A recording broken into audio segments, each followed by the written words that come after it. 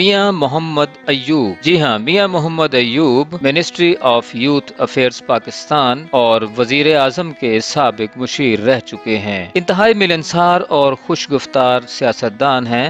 آپ کو مل کر یہ احساس نہیں ہوتا کہ یہ دنیا صاحبان اخلاق سے خالی ہو چکی ہے، بلکہ اس طلسم قضائے خیر و شر میں سیاستدانوں سے محبت اور بھی بڑھ جاتی ہے۔ آپ دھڑے اور عقیدے کے پکے انسان ہیں۔ اپنے کاروباری، سیاسی، سماجی مصروفیات کے باوجود 5 وقتہ نماز کی ادائیگی میں قضا آپ کی طبیعت پر ناخوشگوار اثرات مرتب کرتی ہے۔ میاں محمد ایوب، جن کے کردار اور عمل میں ایک مقصدیت ہے، پیپلز پارٹی کی صفوں میں ایک ایسی شخصیت کے طور پر ابھرے ہیں جن کے جملوں کے جملہ حقوق کبھی یتیم نہیں رہتے، بلکہ ایسے منجھے ہوئے سیاستدان ہیں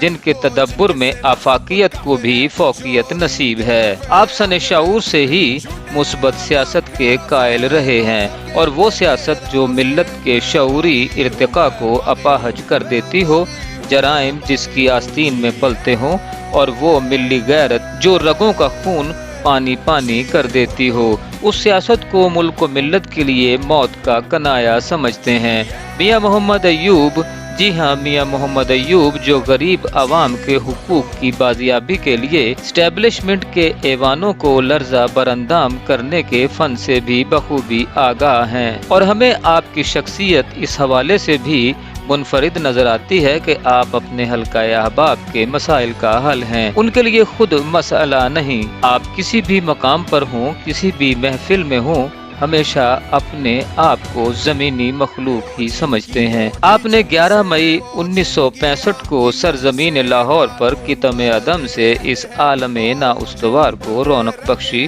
اور حاجی میاں محمد ظفر کے سپوت، حاجی میاں قمر الدین کے پوتے اور حاجی میاں سہندے خاں کے پڑ پوتے کی حیثیت سے جانے اور پہچانے لگے۔ ان دنوں آپ کا خاندان، جو متوسط اور ذمہ دار گھرانے سے نسبت رکھتا تھا، اچھرا ذیلدار پارک میں جماعت اسلامی کے بانی حضرت مولانا مودودی رحمۃ اللہ علیہ کی ہمسائیگی میں رہائش پذیر تھا، مگر آپ کے والد محترم ذوالفقار علی بھٹو شہید کی شخصیت سے متاثر تھے، جس کی بنا پر آپ کا شمار بھی عاشقان بھٹو شہید میں ہونے لگا، اور اسی طرح دن رات میں اور راتیں دنوں میں تبدیل ہوتی گئیں، اور ہر نیا دن آپ کو بھٹو شہید کے نظریات کے قریب تر کرتا چلا گیا، اور پیپلز پارٹی میں بھی ہر سطح کے قائدین بھی آپ کی انتظامی صلاحیتوں کا اعتراف کرتے نظر آنے لگے، جس کی بنا پر میاں محمد ایوب کا نام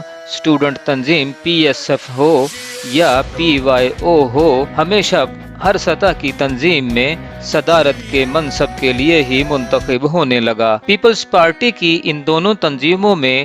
MAO کالج سے لے کر محلوں اور علاقوں کی تنظیموں سے شروع ہو کر پنجاب کی سطح پر آپ کو صدارت کا ہی منصب سونپا گیا، جو آپ کی انتظامی صلاحیتوں کا اعتراف بھی ہے، اور آپ کی انہی خداداد صلاحیتوں کی بنا پر پیپلز پارٹی کے مرکزی قائدین کے حلقوں کی بھی آپ کے نام کی بازگشت سنائی دینے لگی، اور آصف علی زرداری سمیت محترمہ بے نظیر بھٹو شہید آپ کو بیٹا کہہ کر مخاطب کرنے لگے، اور آج بھی آصف علی زرداری آپ کو بیٹا ہی کہہ کر مخاطب کرتے ہیں۔ دوسری جانب اگر ہم آپ کی پیپلز پارٹی کے لیے کی جانے والی جدوجہد پر ایک نظر ڈالیں تو پنجاب کی تمام جیلیں آپ کو خوش آمدید کہتی نظر آتی ہیں، جہاں پر آپ کو کم و بیش 22 سے 23 مرتبہ قید و بند کی صعوبتوں سے گزارا گیا، جبکہ آپ پر قائم کیے جانے والے دفعہ 302 اور دہشت گردی کی دفعات کے تحت درج ہونے والے نام نہاد پرچوں کی تعداد بھی درجنوں میں ہے، مگر اندیکھے ہاتھ ہزارہ کوششوں کے باوجود آپ کی پیپلز پارٹی کے ساتھ اٹوٹ وابستگی کو نہ توڑ سکے اور نہ ہی جھکا سکے، اور نہ ہی جیالوں کے دلوں سے اس نعرے کو مٹا سکے ہیں، مشرق مغرب شمال جنوب، میاں ایوب میاں ایوب، تیرا محبوب میرا محبوب، میاں ایوب میاں ایوب۔ اور آج بھی ہمیں وہ وقت یاد ہے جب شوکت عزیز کو مشرف دور میں بحیثیت وزیر اعظم مسلط کرنے کے لیے اٹک سے الیکشن کے لیے نامزد کیا گیا تو پارٹی قائدین نے آپ کو پیپلز پارٹی کی الیکشن مہم کی کمان سونپ دی، تو اس الیکشن مہم میں یکے بعد دیگرے آپ کے 9 نوجوانوں کو شہید کر دیا گیا، مگر آپ کے پایہ عزم میں آخر دم تک لغزش نہ آئی۔ الیکشن مہم کے سرکاری خاتمے تک آپ نے پارٹی کی جانب سے اپنی الیکشن کمپین کو جاری و ساری رکھا، اور ہمیں وہ وقت بھی یاد ہے جب آپ کو منسٹری آف یوتھ افیئرز میں مشیر امور نوجوانان پاکستان نامزد کیا گیا تو پاکستان بھر کے نوجوان جن کا جم غفیر تقریباً 11 میل پر محیط تھا، آپ کو اپنے کندھوں پر اٹھا کر حلف کے لیے لے کر پہنچا۔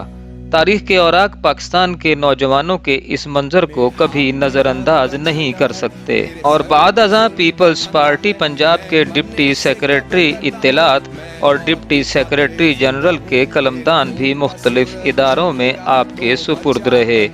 ہاں یاد آیا جب میاں محمد ایوب کو وزیر اعظم پاکستان کا مشیر نامزد کیا گیا اور واپسی پر اسلام آباد سے لاہور کے لیے روانہ ہوئے تو 100 سے زائد مقامات پر آپ کا وہ فقید المثال استقبال کیا گیا جس کی مثال سیاسی تاریخ میں کم ہی ملتی ہے، یا یوں کہہ لیں پیپلز پارٹی کے ساتھ آپ کی اٹوٹ وابستگی کی بنا پر جو احترام آپ کو ملا وہ پارٹی کے قائدین کو کم ہی نصیب ہوا ہے۔